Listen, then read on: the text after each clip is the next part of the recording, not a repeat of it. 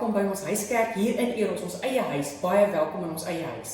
Ek het vanoggend my spesiale hoed aangesit, want ek het besluit, dit voel nie my soos kerk nie, maar as ek 'n hoed op my kop het, dan voel ek soos in die ou dae. Ek kom nog daai dae uit wat jy 'n hoed op jou kop gesit het as jy kerk toe gaan. So, nou weet julle ook hoe oud is ek. Dis op ons Oesfees Sondag, so ook baie welkom vir julle daarvoor. Ek vra saam vir julle, kry jou Bybel. Bring jou Bybel, want ons kan nie kerk hou sonder 'n Bybel. En ons gaan ook vanoggend as gesinne saam nagmaal bedien. As 'n gesin heeltemal saam 'n brood en 'n wyn en 'n sappie kry. So ek vra saam vir julle maak saam terwyl die musiek aan die gang is, maak saam vir julle nagmaaltafel gereed.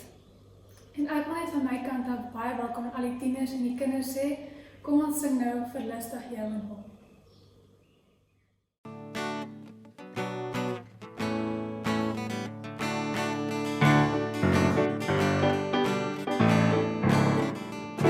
Verlustig jou en hom, en hy sal jou gee die begeertes van jou hart. Verlustig jou en hom, verlustig jou en hom, en hy sal jou gee die begeertes van jou hart. Verlustig jou en hom, staan vas in die naam van die Heer, staan vas in die krag wat hy jou gee. Geen wapen waar die vyand teen jou zweer sal slaag as jy vasstaat in die naam van die Heer.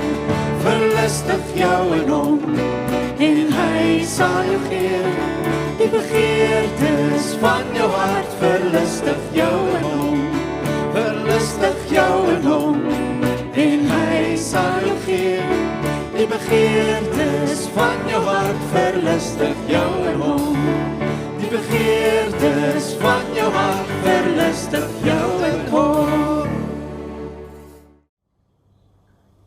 My naam is Fourie van der Berg en ek is 'n leraar by Eros gemeente en ek wil baie dankie sê dat julle die moeite gedoen het om vandag, vanoggend, in te skakel by ons elektroniese erediens.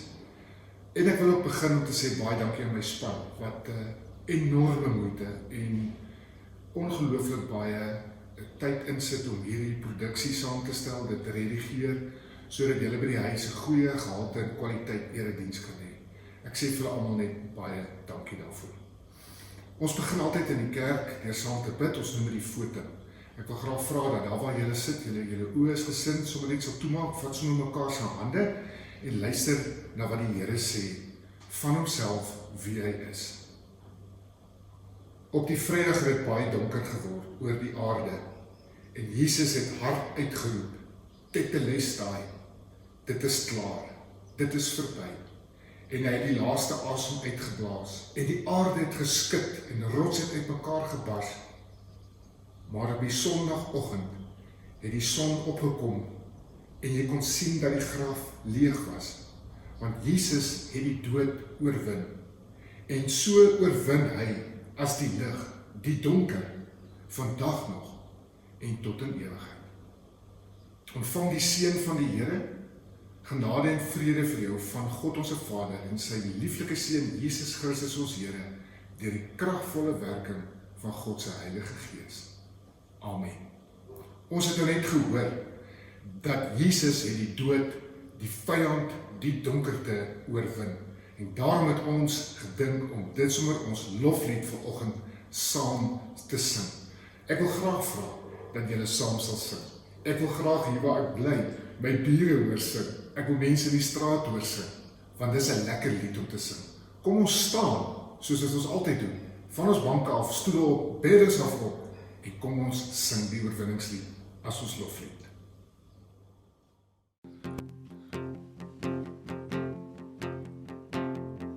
Ek sien in my gees die glorie en die almag van die Heer, die Allerhoogste wat in liefde oor sy koninkryk regeer. Hy het beloof aan die einde op die wolke kom hy weer. Hy is koning, hy regeer. Loof hom, prys hom, halleluja. Loof hom, prys hom, halleluja. Loof hom, prys hom, halleluja. Halleluja, hy is koning, hy regeer. Die Heer is ons vesting wat vir altyd sal bly staan. Hy beskerm elke mens wat in geloof na hom toe gaan. Hy is ons skuiling, hy is ons wapen, hy het die vyand reeds verslaan. Hy is die rots wat ewig staan. Loof hom, prys hom, halleluja. Loof hom, prys hom, halleluja. Loof hom, prys hom, halleluja. Hy is die rots wat ewig staan. Kom deel nou in ons loflied, hef jou hande op na bo, blaas basyne, slaan op tromme en kom dans voor God se woord. Kom leef in die oorwinning van sy woord waarin ons glo, want sy woord sal ewig staan. Loof hom, prys hom, halleluja. Loof hom, prys hom, halleluja. Loof hom, prys hom, halleluja. Want sy woord sal ewig staan. Sy woord sal ewig staan. Sy woord sal ewig staan.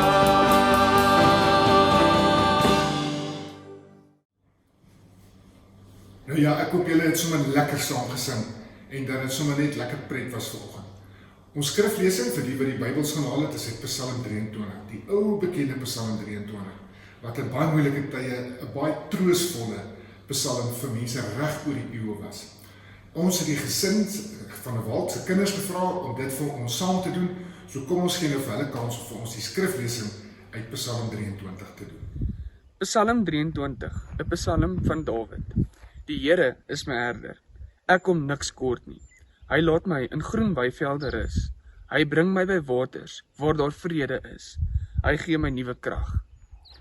Hy lei my op die regte paaie tot die eer van sy naam. Selfs al gaan ek deur donker dieptes, sal ek nie bang wees nie, want U is by my. In U hande is ek veilig.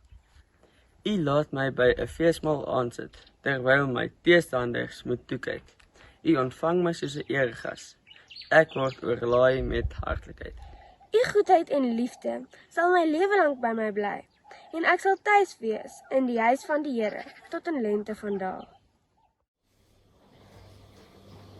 Ek wil graag vir die kinders vertel dat ons nou in lydingstyd staan. Wat beteken dat volgende week is ons laaste lydingsweek en dan volgende Sondag of volgende naweek is dan 'n Paasfees.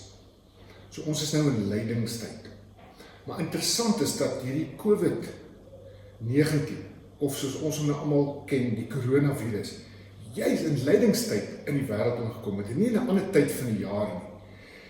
En dis interessant, want eintlik kom wys hierdie COVID-19 vir ons, hoe pateties ons eintlik lydingstyd gedoen het.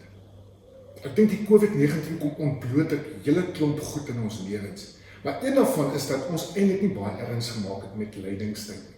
Want die vroeë kerk het lydingstyd verskriklik ernstig opgeneem. Dit was 'n tyd waar hulle dinge gelos het. Dis waar hulle tyd wat hulle afgesien het van goed. Hulle het gevas. Hulle het refleksie gedoen. By ons gaan maar net aan. Tot Paasfees dan jaag ons plaas toe of ons jaag Swakopmund toe.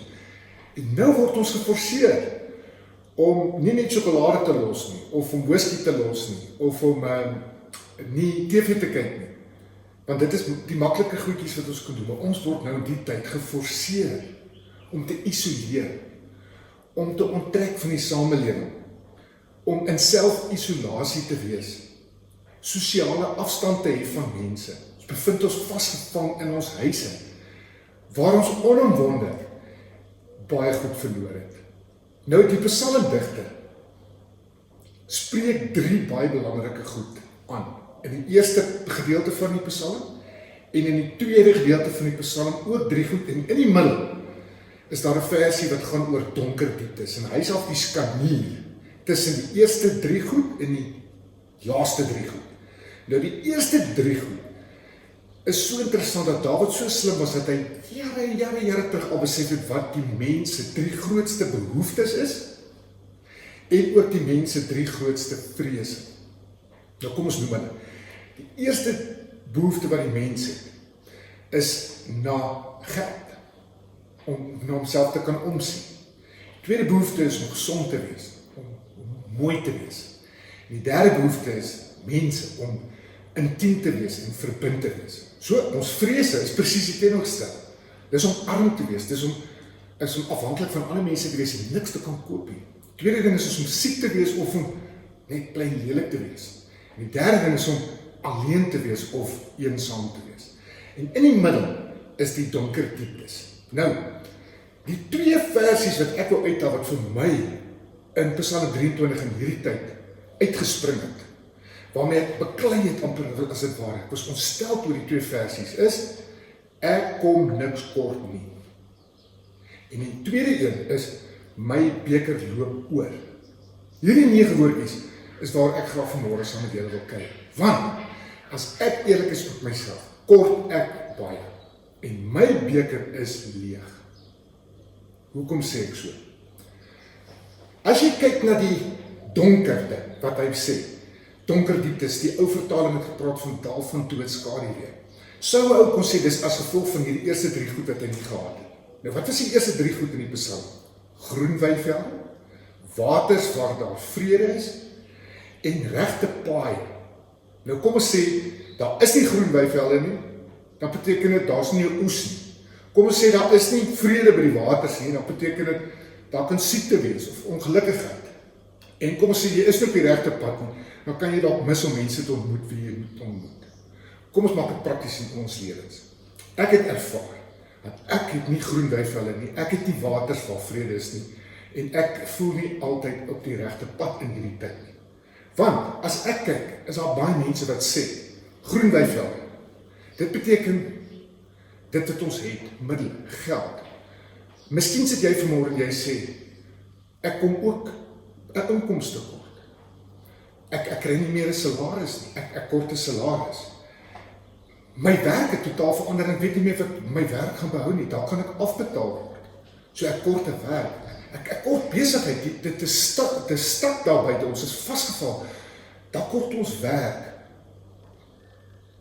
My vrou sê sy het 'n verlies. Haar beker is leeg oor 'n ou wêreld. 'n Ou leefstyl wat sy kon gehad het wat nou nie meer is nie. Sy is geforseer om 'n hele nuwe leefstyl aan te leef wat teen haar persoonlikheid is, want sy is iemand wat baie goed wil doen en haar hele identiteit lê in funksionaliteit en nou moet sy net sit en sy voel so waardeloos dat sy voel sy kort die volgende ene. En die volgende ene is waters van vrede. Nou dit sou beteken 'n oorvloed dat dit met jou goed gaan, dat jy gesond is en dat jy mooi is. As 'n ou sê ek kort waters van vrede, dan beteken dit bring jy by 'n punt waar jy dalk siek is. Dan kort jy. Dan is jou beker leeg. Jy's regtig siek of jy's bang jy word siek met hierdie coronavirus. Maar baie mense het 'n verlies aan energie in hierdie tyd. Hulle het 'n verlies aan lewenslus en aan passie en aan opwinding want hulle lewe voel net so boring. Hulle sit net eendag by die huis en kyk vir mekaar en hulle voel onveilig en hulle is bang as hulle die nommers kyk op die televisie. En ek kan ook daarmee identifiseer, ek kom ook kort op die regte paaie, want ons mis mense. Ek kort mense, ek kort intimiteit, ek kort om gedruk te word. Drukkers of huggers kry in hierdie tyd verskriklik swaar, want hulle liefdestaal is om te vat, en nou mag ons oral ons moet ons sosiale afstande hou. So ons wil graag kuier, ons wil kontak maak, ons kan nie meer partytjies hou nie, ons kan nie skool toe gaan nie, ons kan in sekere gevalle dorp toe gaan, maar eintlik word ons ook gemonitor. So, die punt is dat ons in die tyd dalk nie kan altyd sê, ek kom niks kort nie, en dat my beker loop oor nie. Miskien, en daar praat die Here met jou vandag, soos wat hy met my kom praat, wat doen jy, as jy voel, maar ek kort baie, en my beker is regtig leeg. Want weet jy wat die eerste ding wat dit aan jou doen, is dit maak jou hart seer. Dit maak jou tranerig, dit maak jou dat jy treur oor goed wat jy nou verloor het en goed wat jy nie meer kan doen nie, plekke waartoe jy nie kan gaan nie, om nie meer te kan reis nie, om nie meer goedjies te kan koop nie, kan 'n ou baie hartseer en ongelukkig maak. En dit lei tot die volgende simptoom van woede. Ek weet nie of julle saam met my sal stem nie, maar ek hoor mense, as hulle praat en mense is kwaad. Mense is kwaad vir die Chinese, mense is kwaad vir die regering, mense is kwaad dalk vir hulle werknemer wat hulle dalk nog gaan afbetaal of net die helfte van die geld vir hulle gee. Mense is kwaad vir die omstandighede waarin hulle moet wees, vasgevang. En mense is baie keer kwaad in die huis, wat nou bly saam met mense wat ons nie eintlik ken nie. Ons weet nie hoe om 24 ure 'n dag saam met mekaar te leef nie. Ons het nie meer huishulpe en hulpe wat ons kan help nie. En ons moet dalk nou taakies doen wat ons vroeër nie gedoen het nie. En dan kom ongelooflik baie konflik nou in hierdie tyd ook in die huis. Die hartseer is dat daar ook baie geslag violence is, waar daar baie geweld in ons tyd is. So ons gaan vanmôre Psalm 23 gebruik as 'n model om te kyk na woede en na kwaad wees. Want die Bybel sê 'n wyse mens weet hoe om met woede om te gaan. Woede is 'n ongelooflike, onlosmaaklike deel van ons mense se montering. En ons moet leer hoe om ons woede reg te organiseer en te orden, anders kan dit baie skade vir ons bring. So, dit bring my by wat ons hier voor ons het. Ons gaan nou begin om te kyk na woede. Julle gaan vandag 'n boodskap kry oor woede. En ek het gedink om vir die kinders, skuif bietjie nader in televisie, en die kameras sal ook nader kom om die volgende eksperiment saam met julle te doen. Nou hier het ek gewone asyn. Ons gaan die asyn gebruik, as ons dit kan ook kry, gaan ons die asyn gebruik om in die twee glase te gooi. Die asyn illustreer, simboliseer ons lewe. Doing life, every day of your life. Doing life. Dis ons lewe. Staan op, gaan iewers heen, ry, speel, doen sport, skool toe, werk toe, terug, eet, braai en dis meer. Nou, hier is bakpoeier. Bakpoeier illustreer die emosie van woede. Nou kyk wat doen bakpoeier as woede en ons gewone lewenstyl met mekaar meng. Kyk bietjie daar. En vir alles het so bietjie gestik word. Want dit is wat die lewe mos beteken. O, frek het. Dis nou 'n gemors. Dit is nou 'n absolute gemors. Kyk nou net wat het gebeur. Wat 'n oorkook is dit nie. Maar kyk nou wat gebeur as ons gewone olie vat en ons gooi die olie oor ons gewone daaglikse lewe. En ons gaan juis vanmôre kyk nou wat is die olie. So julle moet nou begin dink. Want julle gaan nou agterkom uit hierdie eksperiment dat die olie is baie belangrik. Want kyk wat doen die olie. Ons gooi nog steeds dieselfde bakpoeier in. Nou so 'n bietjie van 'n kokery, maar glad nie. Dieselfde tramp en as hierdie een ewenal meng kom. Sal julle sien dat die olie maak dat hierdie ene nie oorkook. So, die belangrike element van hierdie eksperiment en om woede te hanteer, lê natuurlik dan in die olie. Wat is die olie? Kom ons begin. Nou ja, nou dat ons die eksperiment klaar gedoen het, julle kan dit dan by die huis gaan probeer, dit is dan nie te gevaarlik om dit te doen nie. So maar, los hulle toe, dat hulle nou maar kan speel. Kom ons kyk na die anatomie van woede. Ons gaan kyk na 4 punte. Woede is 'n krag, woede is goed, hoekom raak ons verkeerd kwaad, en hoe kan ons reg kwaad word? En by die laaste punt, gaan ons ook 4 punte hê, om dit maklik te maak dat julle dit kan onthou. So ek sê dit sommer in die begin, dat julle kan sien waartoe gaan ons. Die eerste een is, ons moet dit erken, ons woede. Tweede een, ons moet dit analiseer. Derde een is, ons moet geleer word om anders te kyk. En laastens, dat ons getransformeer of verander word. Kom ons begin met die eerste een. Woede is 'n krag. Ons het dit nou in die eksperiment gesien. Jy het gesien hoe toe die koeksoda en die asyn met mekaar ontmoet, hoe woede en ons daaglikse lewens mekaar omkry, kan dit alles ontplof, oorkook uit mekaar uitskiet. Daarom sê die Spreuke digter, 'n kalm gemoed hou die liggaam gesond. Vrede is goed vir die gesondheid. Maar woede, hartstog, woede, passie, kan siekte vernietig. Weet jy hoeveel chemiese stowwe skei af in jou liggaam wanneer jy kwaad word? Man, dit het 'n baie negatiewe effek op jou liggaam. Nommer 1, verhoog jou bloeddruk. Mense sê mos, my bloeddruk kook nou, my bloed kook nou. En dit laat jou suiker uit balans uitgaan. Jou hart klop baie vinnig. Daarom het baie mense al hartaanvalle kry as hulle kwaad is. Dit het 'n effek op die chemiese stowwe in jou kop en daarom is dit so dat jy baie keer blind raak van woede. Dat jy nie nugter dink nie. Dat jy baie keer as jy kwaad is goed sê vir mense waar jy later so spyt is. Hoe kon ek dit vir daai persoon gesê het? Of hoe kon ek dit aan daai persoon gedoen het? Want dit maak jou, die Bybel gebruik 'n mooi woord, jou dwaas, jou raka. Dit maak jou dom en dit laat jou verkeerd optree, verkeerde besluite neem en dit bring woede wat buite beheer raak, wat soos die eerste glas oorkook.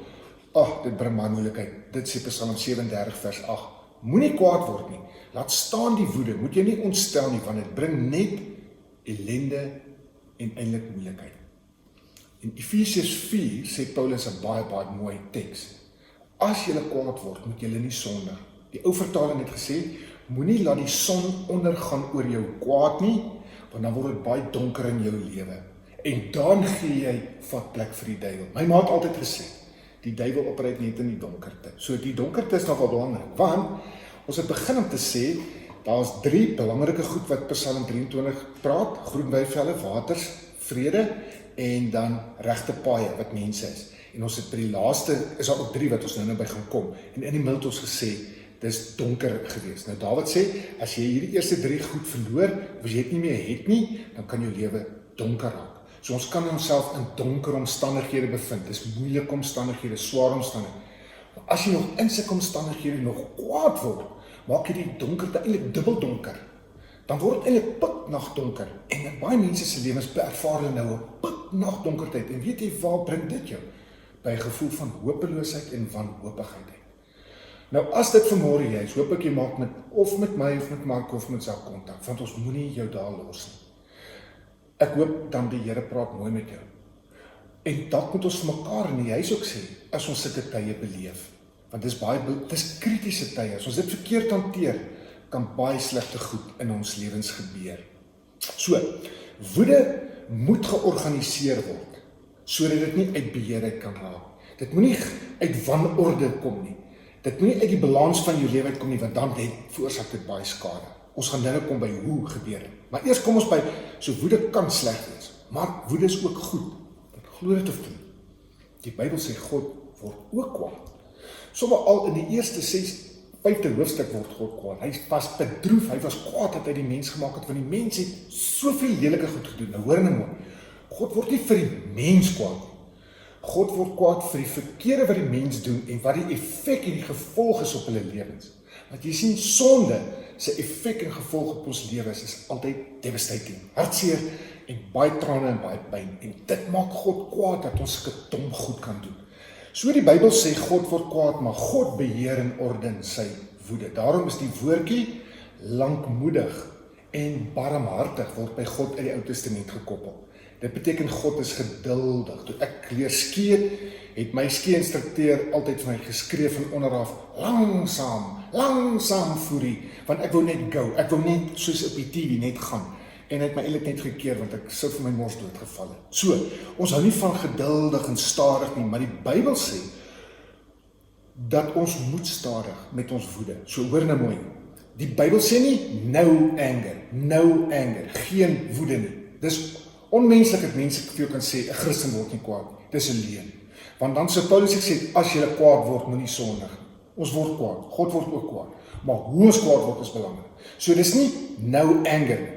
Dis ook nie blou anger. Ons ontplof soos die glas wat nie oorkook nie. Nee, dis slow anger. Dis wat ons sal moet leer. So, woede is 'n goeie ding. Want weet jy, dis 'n vorm van liefde. Ja, jy het my reg gehoor. Glo dit of nie. Dat pas dit nie vir by mekaar nie. Maar dit doen, want, hoor nou mooi. As jou hondjie vir wie jy lief is, as hy bedreig word deur iemand wat op hom afry, sê maar in die pad, en jy dink, ek kan dalk, daar ou kan dalk my hondjie raak, gaan jy hom vriendelik vra, ag meneer, asseblief moenie my hondjie raak ry nie.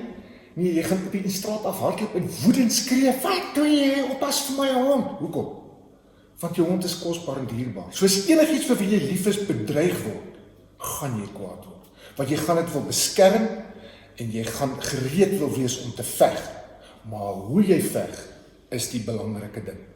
Daarom sê die Bybel ook vir ons dat die Here se hart is baie sag. Hy gee graag goeie dinge aan ons, want hy is geduldig met ons. Dit beteken God storm nie op ons af en klap ons uit mekaar uit en vernietig ons nie. Nee. En daarom ouers, hier is 'n baie belangrike aspek. Ons moet die verkeerd wat kinders doen, moet ons wil aanspreek en vernietig, stop sit. Maar ons moet nie die kind vernietig. Ons moet die daad teenoor woedend optree, maar nie teenoor die persoon nie. Want ons kan baie skade doen wanneer ons persoonlik raak, wanneer ons kwaad is. En woorde soos, jy's mos altyd. So ons moet leer om in sulke tye geduldig te wees met onsself. Daarom sê Jakobus, liewe broers, hou dit in gedagte, elke mens moet eers luister, nie te gou praat nie, en nie te gou kwaad word nie. Want 'n mens wat kwaad word, doen nie reg wat voor God reg is. So, hoekom sal ek dan nou kwaad word? Hoekom sal ek dan nou goed doen wat volgens God nie reg is nie? Antwoord op, selfsug. Gaan kyk maar Genesis 4. Adam en Eva eet van die vrug, word uit die paradys uit gesit, kry 2 seuns. Wat gebeur? Selfsug dryf vir Kain. Hy is so jaloers op sy broer, dat as God met hom kom praat en sê, hoekom is jy so kwaad, Kain? Kain was kwaad, want hy was eintlik maar 'n bietjie hoogmoedig in homself. En dis hoekom ons baie keer kwaad word. Hoor nou mooi, ons word nie so seer kwaad as iemand ons seermaak, of ons verraai, of onreg aan ons doen, of die verkeer aan ons doen, of dit wat ons liefhet word bedreig, of ons verloor het selfs nie. Ons word eintlik kwaad in 'n sekere sin oor wat dit aan my doen. So, die fokus kan so op my wees, dat ek dan nou die reg opneem, om of te vloek, of te slaan, of dood te maak, om terug te kry, en om seer te maak. So, omdat die fokus so op onsself is, en dit waarvoor ons lief is, en iemand beter dan, maak het ons kwaad. Maar hoe liewer ons daai ding het, hoe kwaader word ons. En wat die Bybel vir ons wil kom waarsku, hy sê, sekere goed kan te belangrik word. Ons kan dit te lief hê. Die Bybel praat van, ons kan dit in die plek van God lief hê. En wanneer ons dit in die plek van God lief het, dan ooreageer ons.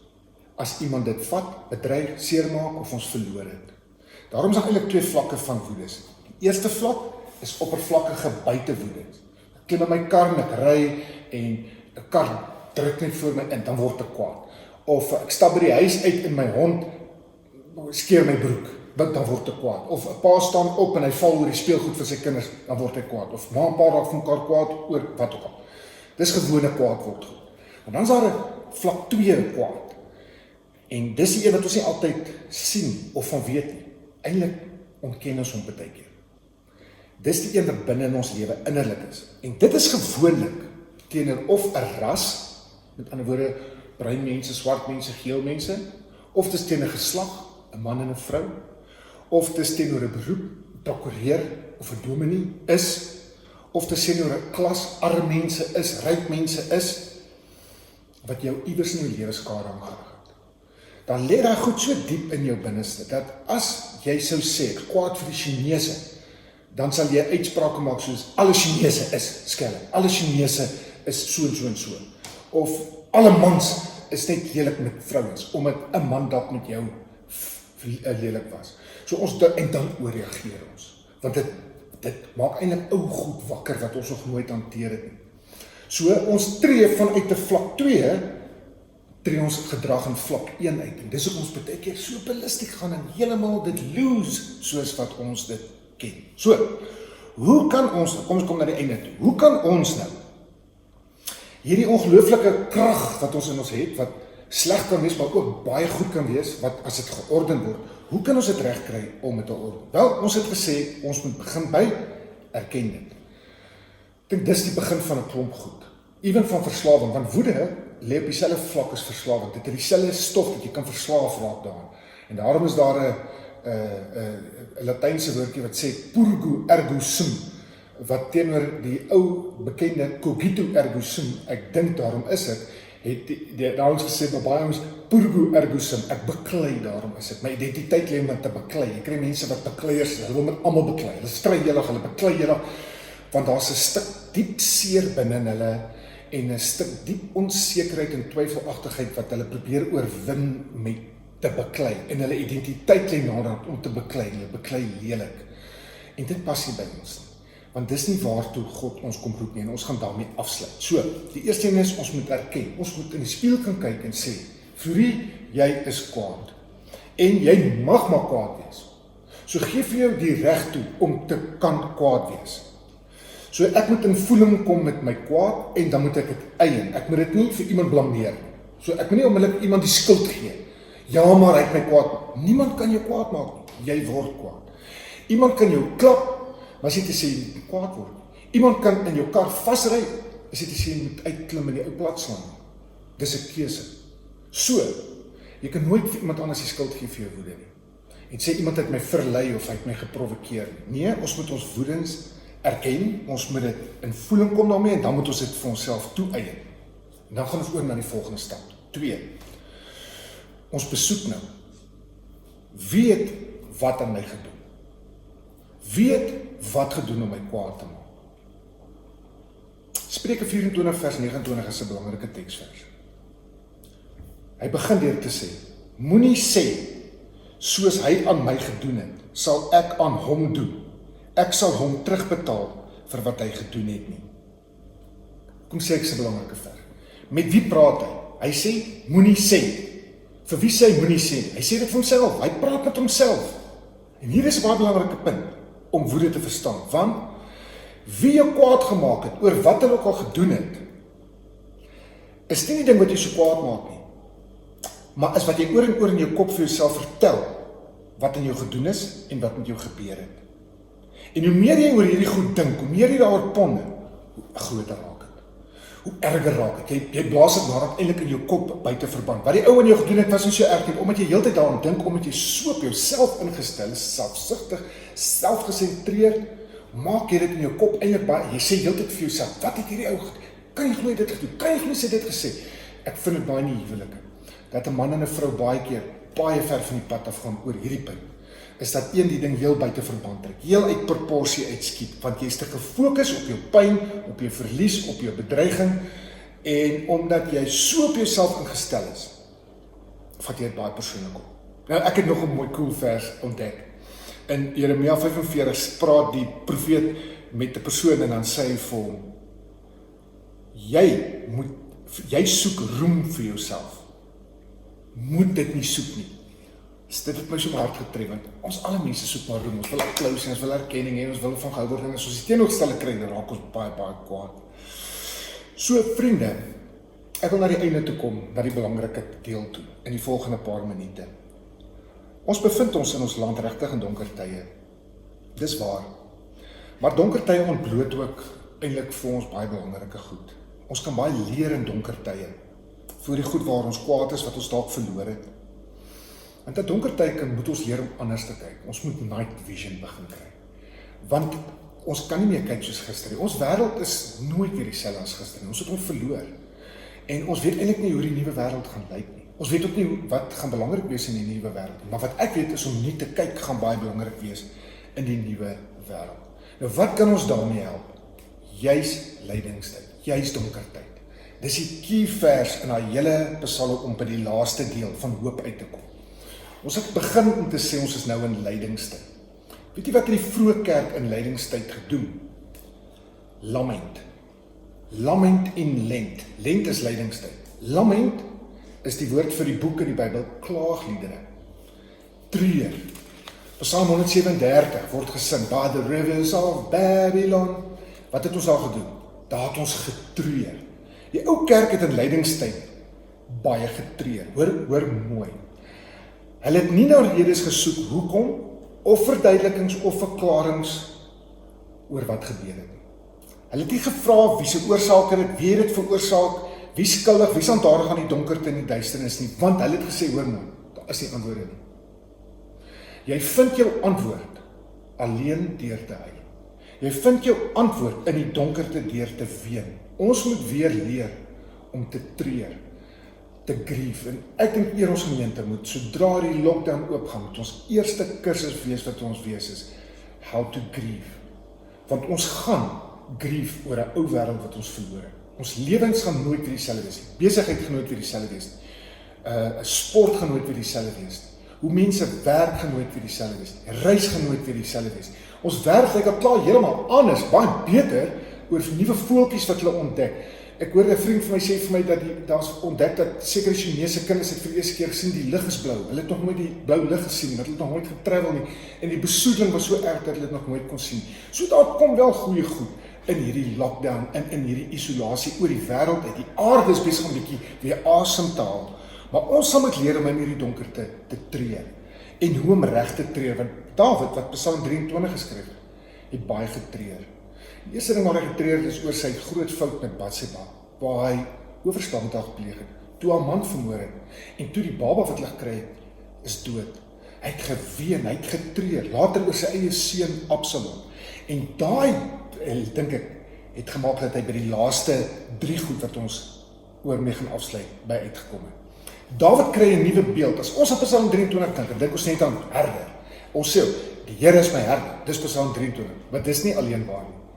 Die laaste 2 verse sluit Dawid naai deur hierdie lamentfase gaan, deur hierdie rou en deur hierdie fase van om te kyk, waar's ek aandadig aan hierdie donkerte?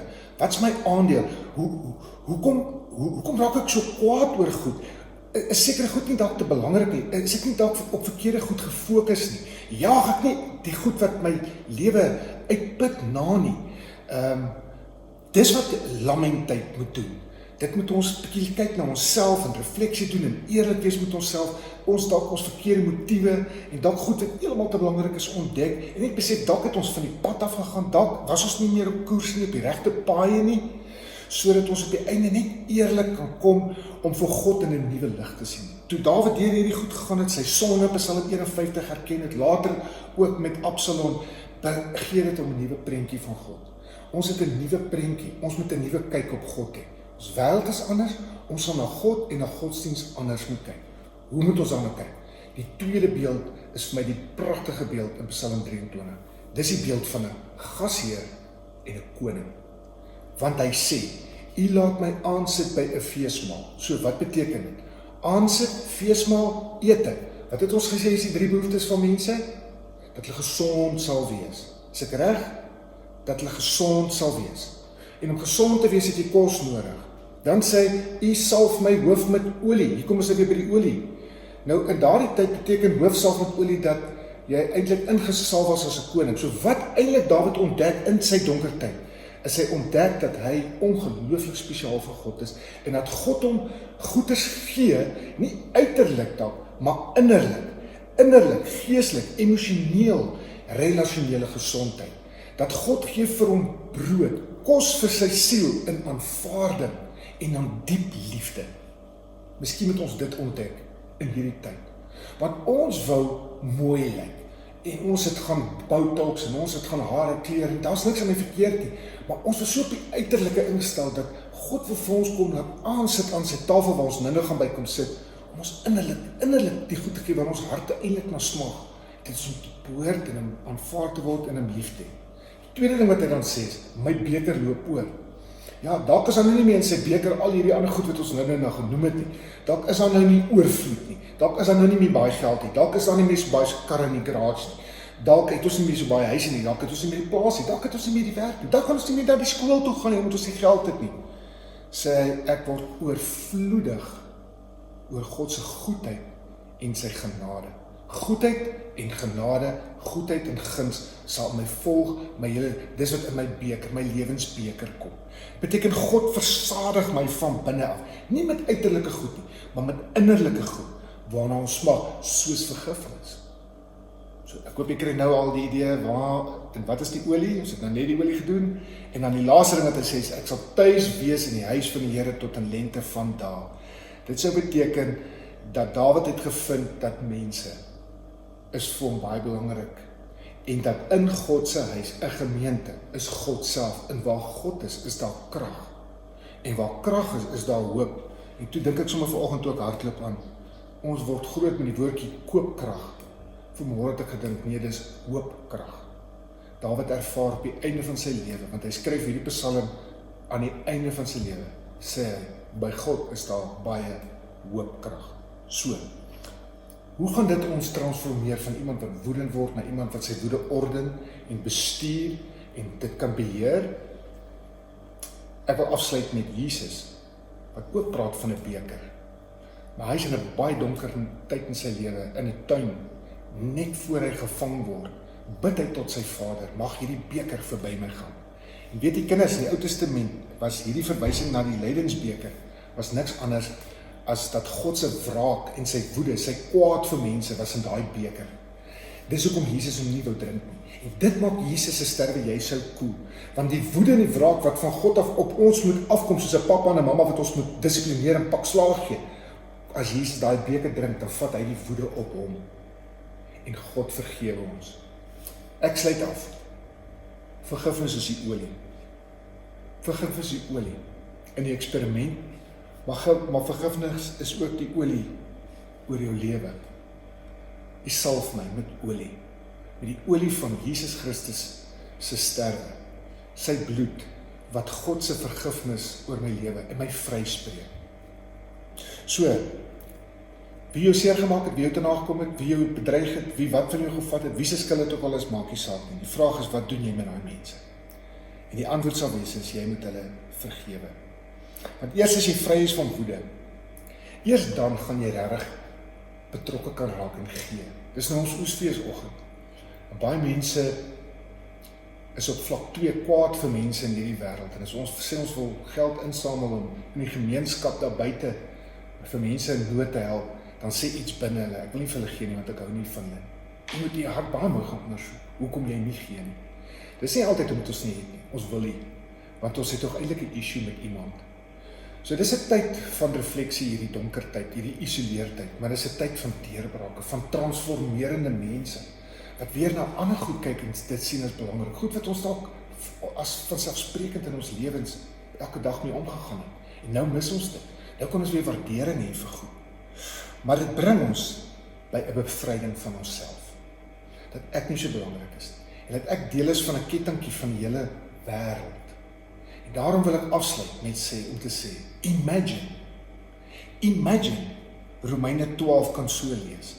Imagine, die lewe gaan nie meer oor jou nie, en oor wat jy lief het nie, en kwaad word as jy het verloor nie. Maar imagine die lewe gaan oor, om nie mense te vergeld, om nie kwaad met kwaad te vergeld, om goedgesind te wees teenoor alle mense, om so ver dit moontlik is om met almal in vrede te leef, selfs jou man, vrou en jou skoonma, om nie wraak te neem nie. Imagine dat jy laat die wraak oor aan God.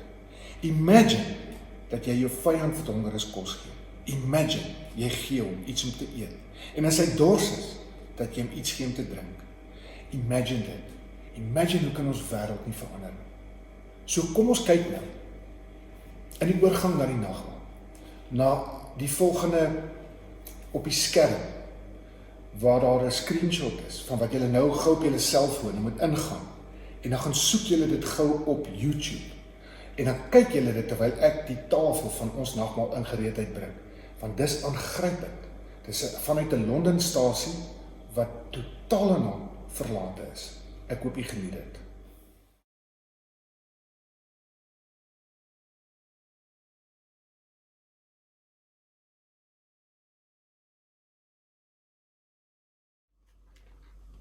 Nou ja, vriende, nou hoop ek julle sit almal saam met ons op julle in julle huis by 'n tafeltjie waar julle brood en julle sappies of julle wyn reg het. En ek gaan vra vir Beam vir ons die Christuskers aan te steek oor wie die nagmaal primêr gaan, want Jesus Christus het die nag waarin hy oorgelewer is, het hy die brood geneem en nadat hy God daarvoor gedank het, het hy dit gebreek en gesê, dit is my liggaam, dit is vir julle. Gebruik dit tot my gedagtenis. Net so ook het hy nalig geëet het hy die beker geneem En hy het dit ingegooi en hy het gesê, dis 'n nuwe verbond. Ek het gekom om die ou verbond nie te maak, sodat julle daar elke keer as julle daai drink, dat julle dit sal onthou. So daar's 'n paar belangrike goed wat ons vir mekaar moet sê, hoekom ons nagmaal gebruik. Nommer 1, dit moet ons weer laat onthou, want ons vergeet baie gou. En ons moet onthou dat God vir ons laat aansit, Psalm 23, by 'n feesmaal. Hy salf ons met sy gees. Tweedens, ons bekers loop oor van sy goedheid en sy guns, en ons is tuis in sy huis, waar hy saam met ons lewe, as die koopkrag, die hoopkrag. So, ons moet dit eers onthou. Tweedens, hy help ons om te verstaan dat dis die waarheid. Ons kan dit regtig nog glo. Daar's 'n waarborg daarop gesit in die bloed van Jesus. Derdens, bring dit ons by mekaar, want ons is gemaak vir mekaar. Ewen nou in die tyd van isolasie, waar ons nie by mekaar kan wees nie, is soos 'n boom wat sy wortels aan mekaar vasgroei onder. Onsigbaar is ons verbind aan mekaar, van Eros af, Klein Wind tot Ludwigsdorp, Katatura, waar ons ook al bly, Akademia, enige plek is ons verbind as 'n gemeente en gemeenskap van gelowiges met mekaar. En laastens sê dit dat ons glo dat nou nie die einde se sê het nie, maar dat die Here weer kom en dat hy ook in die toekoms vir ons sal help. So op die einde sê die nagmaal, dis eintlik 'n fees van diepe dankbaarheid. So kom uit dankbaarheid, staan ons nou weer op, en dan gaan ek vir julle die geloofsbelijdenis, die apostoliese geloofsbelijdenis lees, en dan hoop ek julle die vrymoedigheid om dit saam met my hardop te sê. Sê, ek glo in God die Vader, die Almagtige, die Skepper van die hemel en die aarde, en in Jesus Christus sy enige gebore Seun, onze Here, wat ontvang is van die Heilige Gees, gebore is uit die Maagd Maria, wat gelei het onder Pontius Pilatus, gekruisig is, gesterf het en begrawe is, en ter helle neergedaal het, wat op die derde dag weer opgestaan het uit die dode, wat opgevaar het na die hemel, en sit aan die regterhand van God, die Almagtige Vader, van waar hy sal kom om te oordeel, die wat nog lewe en die wat reeds gesterf het. Ek glo in die Heilige Gees. Ek glo aan 'n heilige, algemene Christelike kerk, die gemeenskap van die heiliges, die vergewing van sondes, die opstanding van die vlees en in 'n ewige lewe. Voordat ons nou oorgaan tot die gebruik van die tekens, gaan ons nou luister na die Onse Vader, wat gesing word, interessant, deur ons nuutste toevoeging tot ons personeel, Elsie Moster, wat ons kantoorbestuurder is. Ons is baie dankbaar dat sy ook geseën en begaafd is, ook met 'n pragtige stem, so vir haar lientjie sê ons net baie dankie. Luister daarna as 'n tafelgebed, voordat ons die tekens gaan gebruik.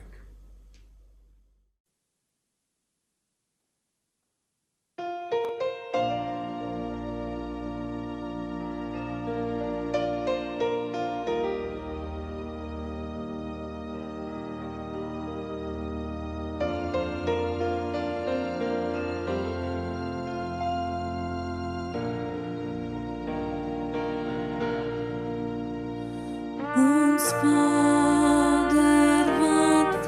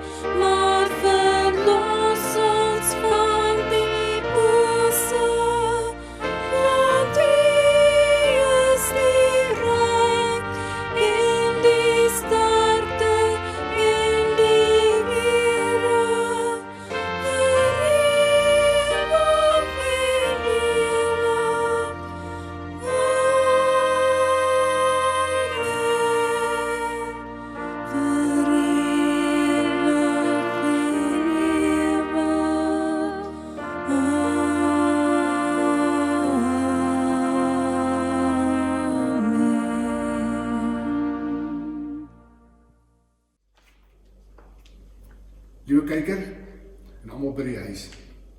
Die brood wat ons breek is die gemeenskap met die liggaam van ons Here Jesus Christus. Ek wil nou graag vra dat een van julle in die huis die brood sal vat en dit sal breek, dit vir mekaar sal gee en vir mekaar sal sê, neem, eet en dink daaraan dat Jesus Christus aan die kruis vir ons sondes gesterf het, sodat God nie vir ons kwaad is nie, maar ons vergewe het, sodat ons mekaar ook kan vergewe.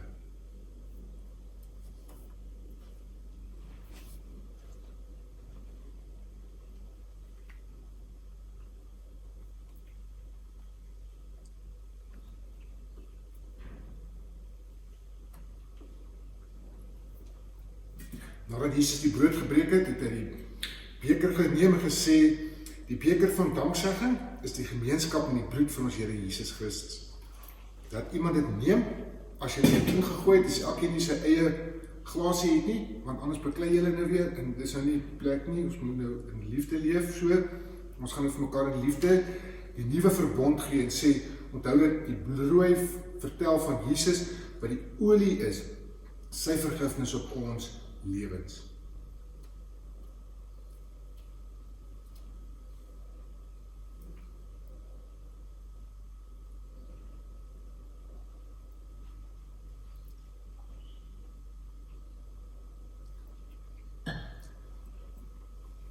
Liewe Here, baie dankie dat ons vandag op 'n baie besonderse manier deel kon wees van die nagmaal.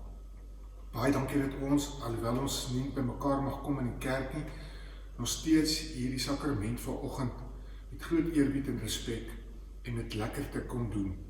Dankie vir al die kindertjies en die mamas en die papas wat dit saam nou gebruik het. Dit is lekker dat ons dit in ons eie huise ook kon doen. Die kerk het vanuit huise uitgegroei.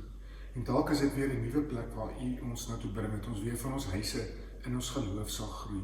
Dankie dat U ons vanoggend kom versterk het en help ons om nie vir mekaar kwaad te word nie en dat ons woede sal beheer, dat ons daardeur sal groei, daarmee sal deel en daarvan ons slaaf sal raak met die olie van vergifnis. In Jesus se naam, dat sy bloed vir ons kom gee, sê ons vir U daarvoor dankie. Amen. Nou gaan ons geleentheid kry om die Here te dien met ons dankoffers, of ons kollektes, maar ook op hierdie punt wil ons ook graag vra, sou dit vir U moontlik wees om 'n oesfees bydrae te kan maak, sal ons dit baie waardeer, want ons werk gaan aan.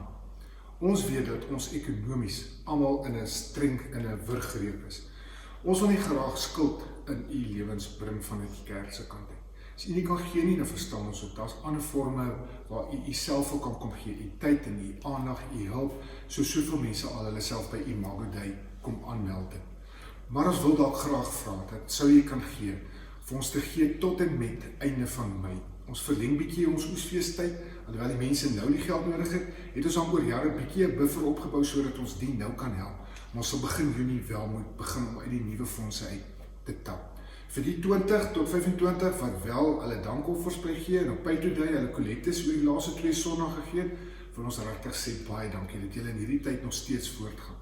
Maar ek dink ons kan bietjie beter doen, want ek dink ons is meer as dit. So as almal net klein bietjies gee, dan word klein bietjies baie.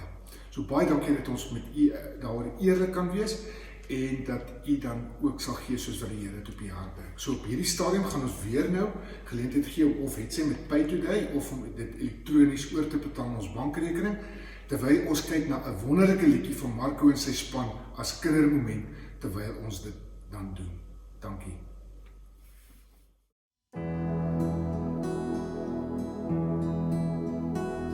Wees altyd bereid om te deel oor die hoop wat hier binne jou leef, oor die liefde en lewe in Jesus, oor die werk van die Heilige Gees.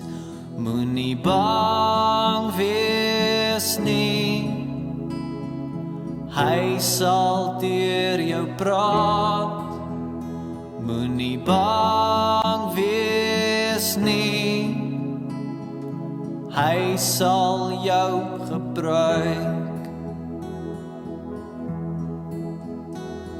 Wees altyd bereid om te deel oor die hoop wat hier binne jou leef, oor die liefde en lewe in Jesus, oor die werk van die Heilige Gees. Moenie bang wees nie, hy sal deur jou praat. Moenie bang wees nie, hy sal jou gebruik. Moenie bang wees nie, hy sal deur jou praat. Moenie bang wees nie, hy sal jou gebruik.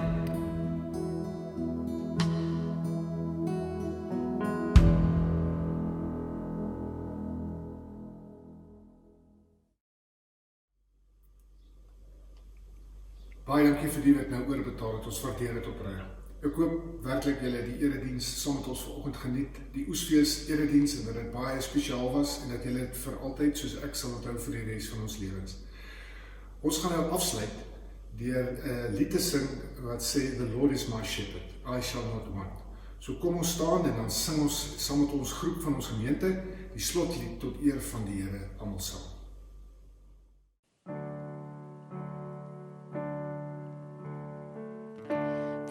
Lord's my shepherd, I'll not want.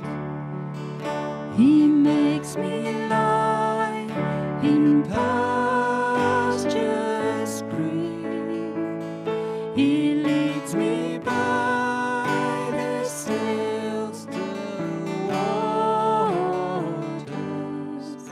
His goodness restores my soul, and I will trust in you alone, and I will trust in you alone, for your endless mercy follows me, your goodness will lead me home. He guides my ways in righteousness, and He anoints my head with oil, and my cup it overflows with joy. I feast on His Spirit delights, and though I walk the darkest path, I will not fear the evil one, for you are with me, and your rod and staff are the comfort I need to know.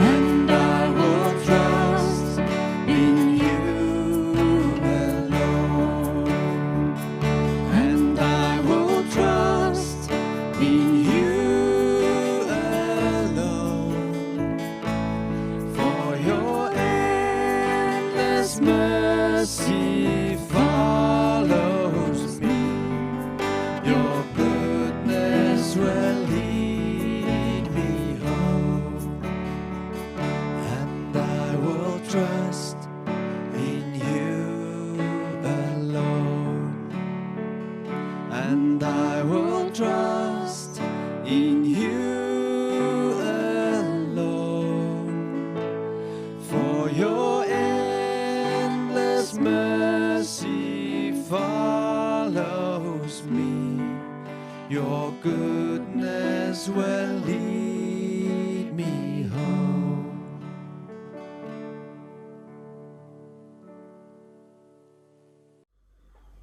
Vriende, ontvang die seën van die Here, gaan wees 'n seën in hierdie tyd. Mag die lockdown afsluit op die dag wat ons gehoor het dit sou, sodat ons weer met ons lewens kan aangaan. Maar tussentyd bly veilig, bly gesond en geniet mekaar in vrede. Die genade van ons Here Jesus Christus en die liefde van God, jou Vader, en die gemeenskap van God se Heilige Gees sal met ons wees en bly, totdat ons weer by mekaar kom. Amen.